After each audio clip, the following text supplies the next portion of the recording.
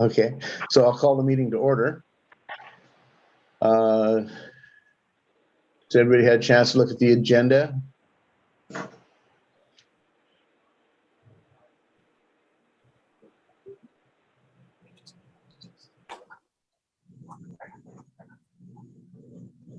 So can I get a motion to approve the agenda?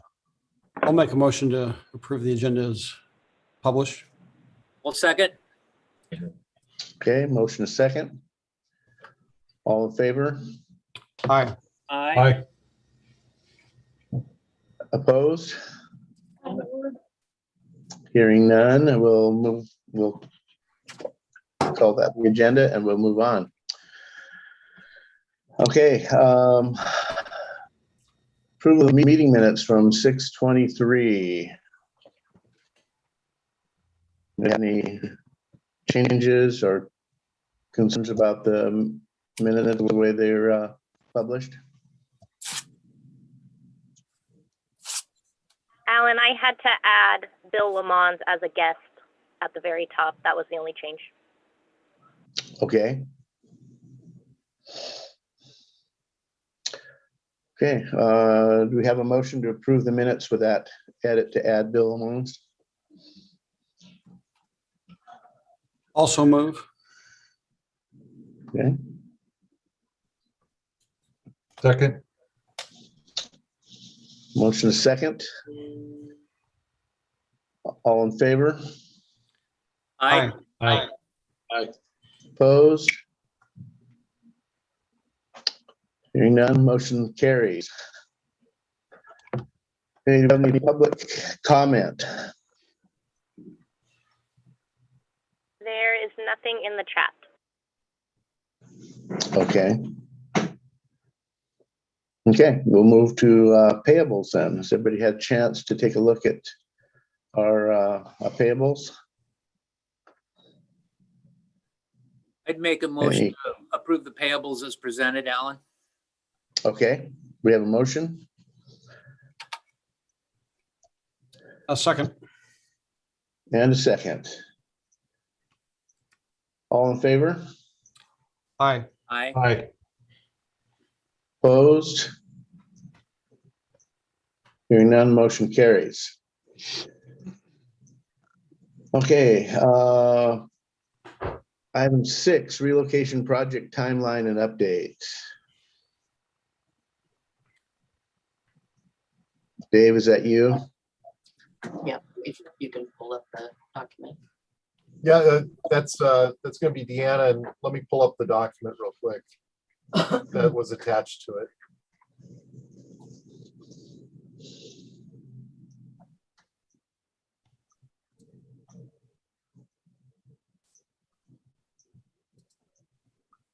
I think you're gonna have to share your screen. Don't know how to do that. Why don't you Hold on while we do some technical issues about sharing screens here. have Rachel share? Okay, Rachel, can you share that? You can move that out of the way so you can see your screen.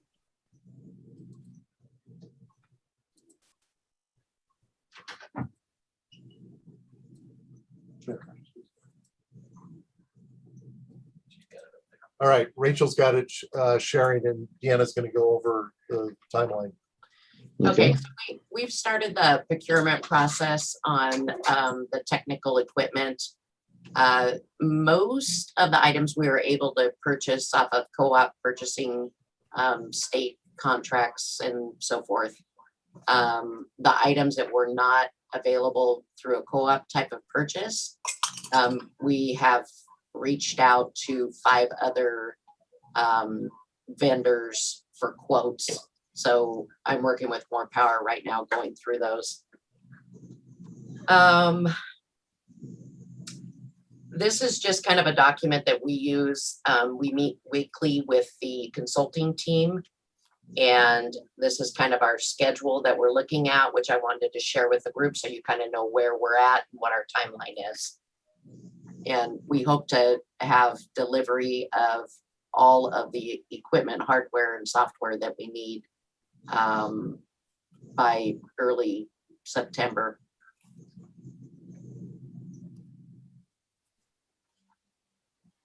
Any questions? I had a quick question, reference the backup server for, Yeah. it's going to be housed here at the Hall of Justice. Has that been spec'd out yet? I believe that is on there because that was part of our plan. And that was why we had brought them in to kind of check out that back room in that area. And Brad, I also have them working on a document today to break that out and look what those, or to show us kind of what the numbers are related to the backup piece of it. And I have a meeting with them Thursday, tomorrow afternoon. So I'll have those numbers for you. Okay, thank you. Okay. Any other questions for Deanna? Deanna, I haven't seen the plans for the backup. Does that include moving the generators that are at the administration building that we bought several years No, ago? you're gonna need those generators. There's a generator here at the Hall of Justice. Those are yours. You gave them to us, huh? I think actually you guys bought them. I doubt it. But that runs your IT department, so you don't want to remove those.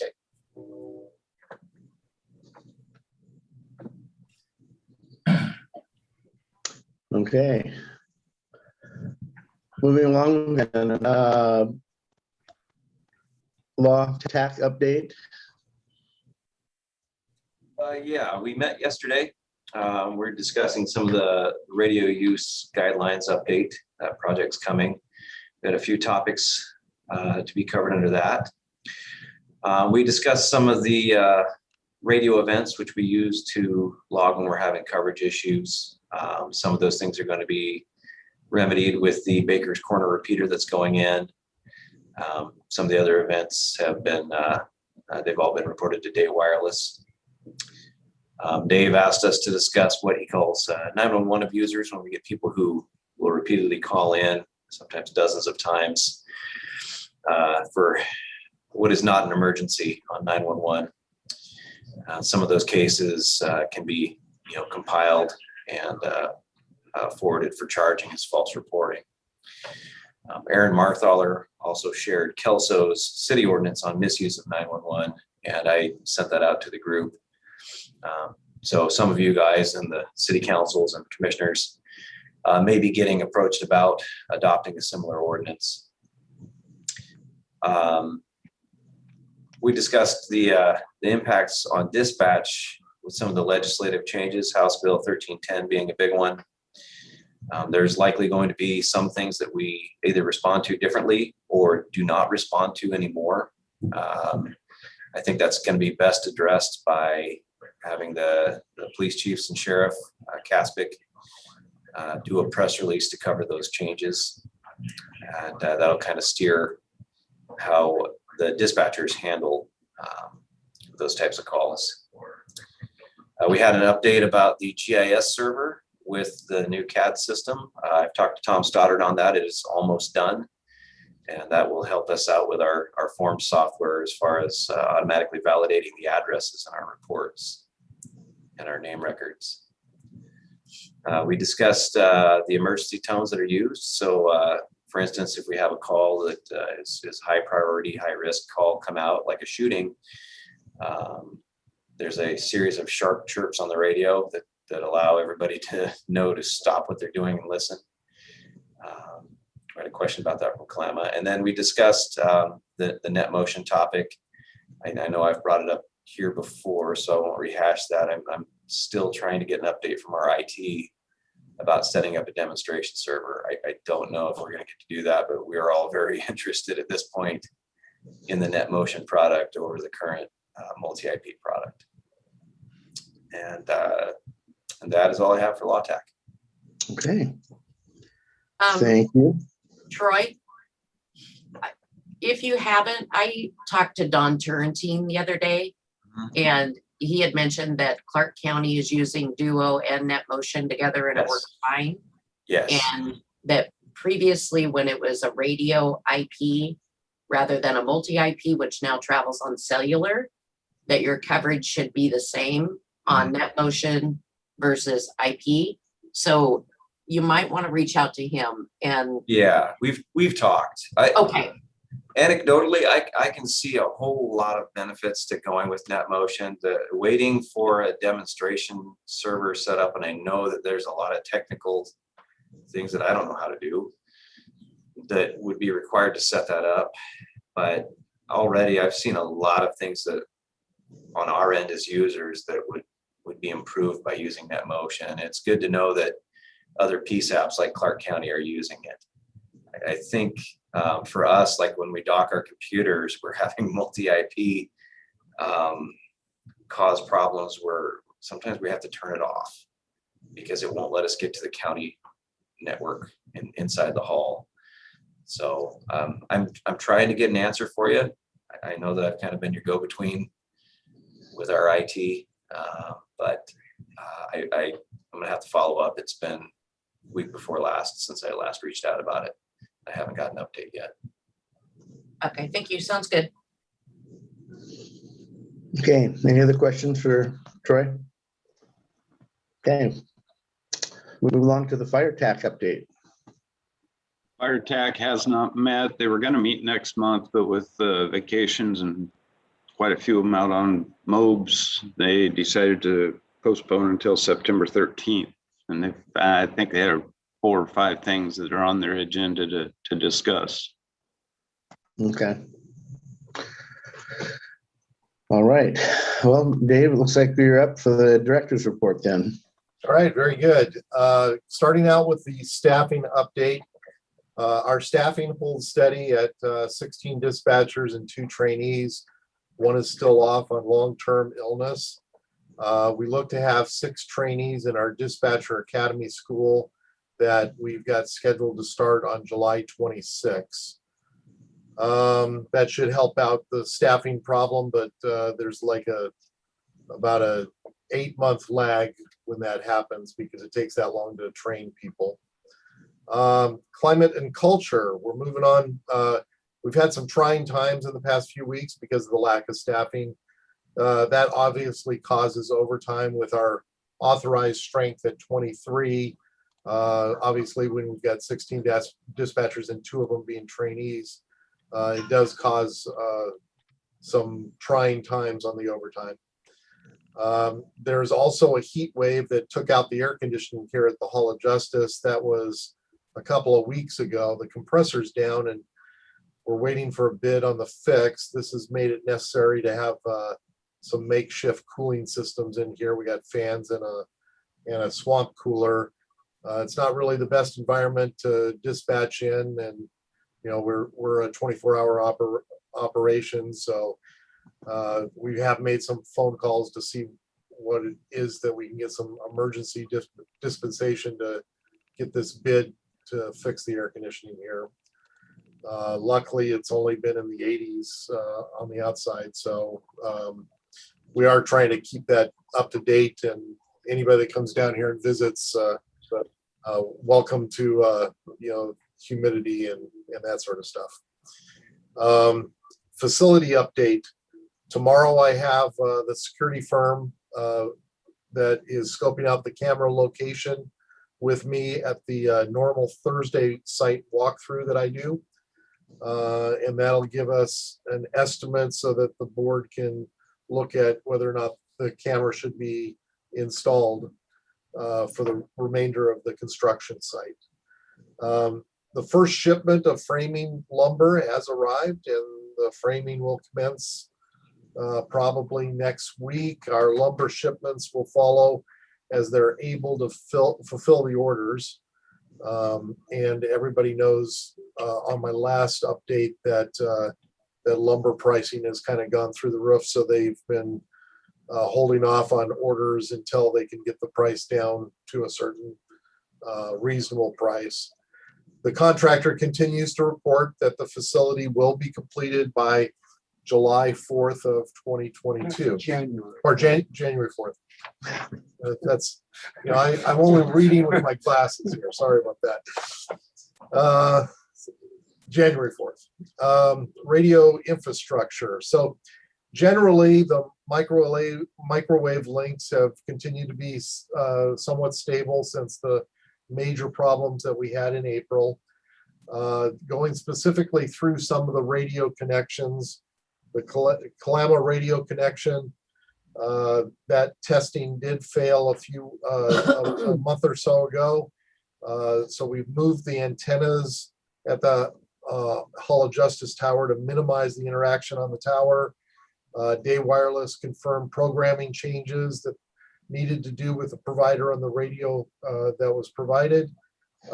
They also confirmed that they have a spare for the Raven that locked up during the last testing. So we're going to be free to test again without worrying about breaking the current connection. And we'll make sure that we notify the Kalama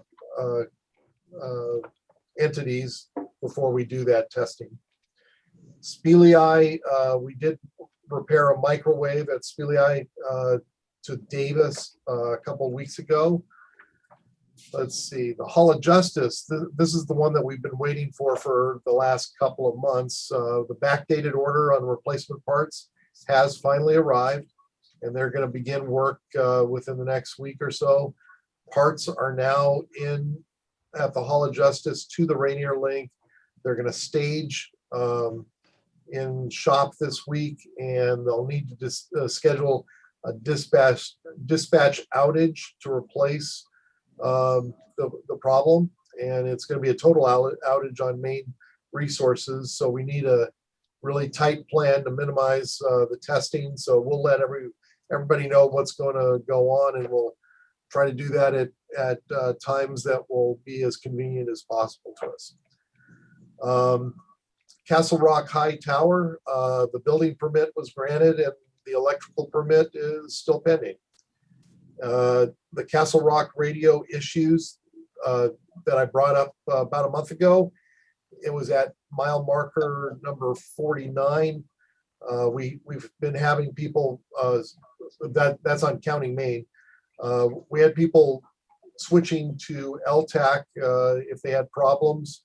So what Day Wireless has done so far is that they removed filtering at a couple of the sites to test the coverage issue on the County Main at Castle Rock. That's Abernathy and Columbia Heights South. And they added them back in and as it did not seem to help. And the voter project that they've got there should alleviate that problem. So that's still being worked on. Baker's Corner, now that the special use permit has been obtained, we're still applying for the building and electrical permits. Once the proper site and engineering plans are completed, those are in progress right now. I think there were some other updates at the last second here. 1 second. Oh yeah, Day Wireless is going to be doing all the electrical permitting for both Baker's Corner and the Abernathy building sites. So that should be coming up soon. On the Castle Rock site, we're working on some insurance language with US Cellular. Frank's involved in that, so we've got all the proper people working on all that stuff. That's all that really needs to be talked about at the meeting today. Any questions on this? I do have our subject matter expert in the room with us.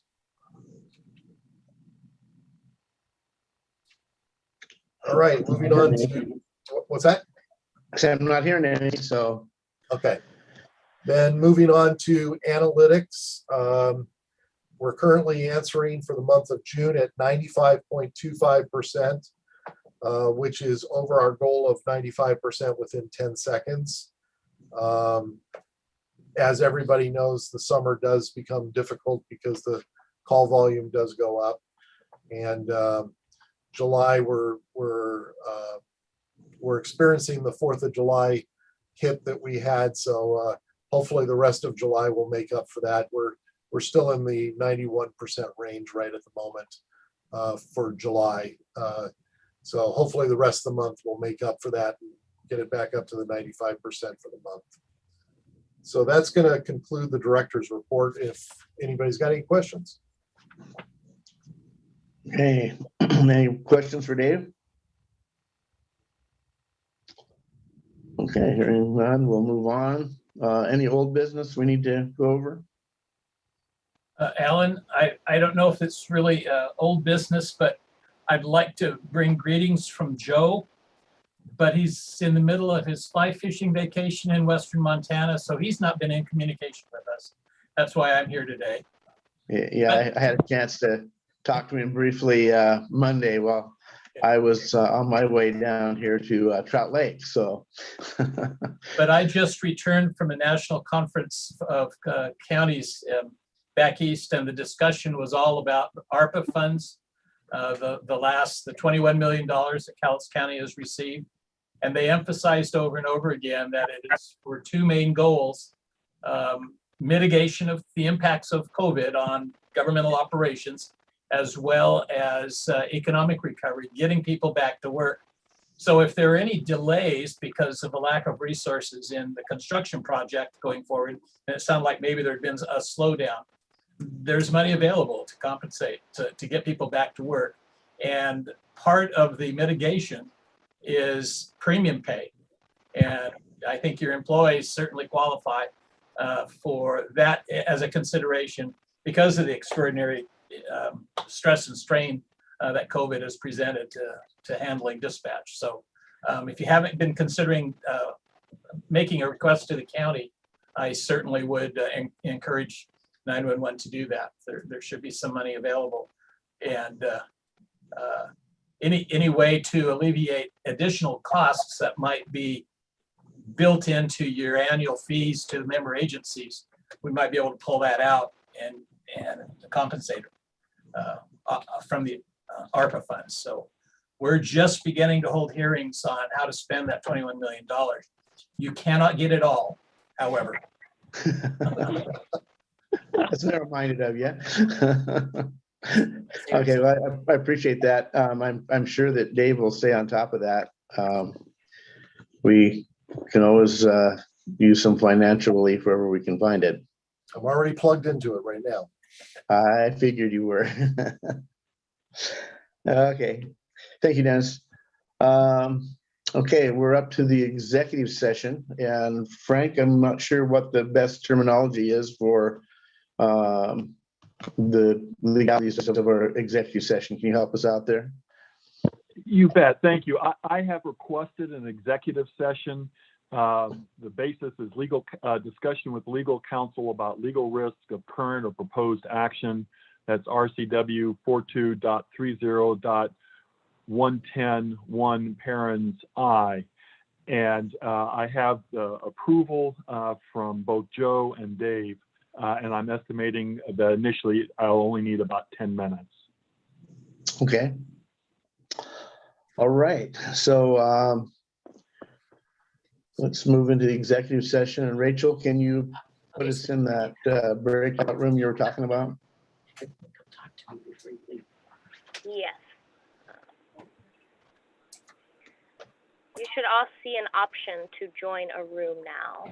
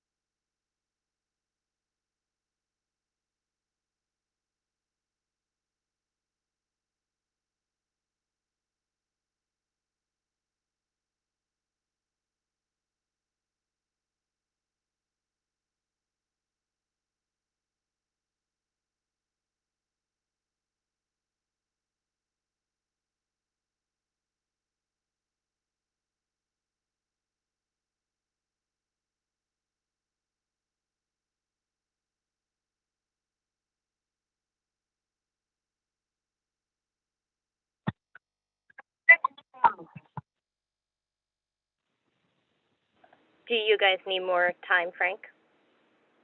I don't believe so, and no action has been taken. I think we're done. Okay.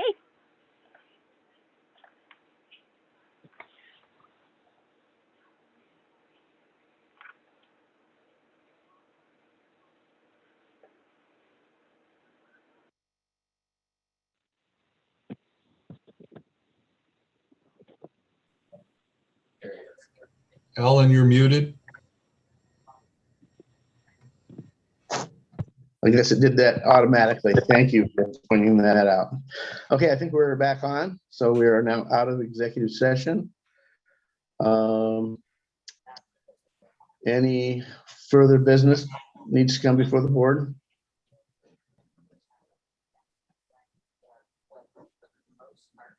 Okay, not hearing any. If that's the case, then I guess we are adjourned. Very good. Thank you, everyone. Okay, thank you. Thanks. Have a great day.